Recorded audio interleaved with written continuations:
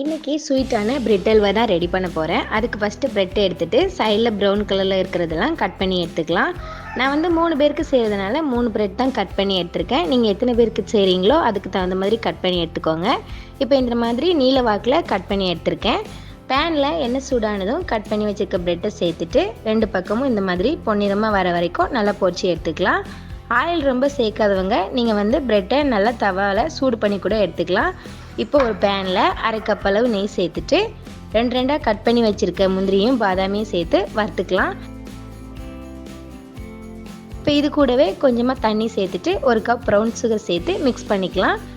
இது இப்போ நல்லா கரைஞ்சி கொதித்து வந்ததும் நம்ம ஃப்ரை பண்ணி வச்சுருக்க ப்ரெட்டையும் சேர்த்து நல்லா ப்ரெட்டு மசிகிற அளவுக்கு கிண்டிகிட்டே இருக்கணும். உங்களுக்கு தேவைன்னா தண்ணி கூட கொஞ்சமாக சேர்த்துக்கோங்க. இப்போ நெய்யெல்லாம் நல்லா பிரிஞ்சு வந்துருச்சு. சூப்பரான பிரெட் அல்வா ரெடி ஆயிடுச்சு. நீங்களும் ட்ரை பண்ணி பார்த்துட்டு எப்படி இருக்குன்னு கமெண்ட்டில் சொல்லுங்கள்.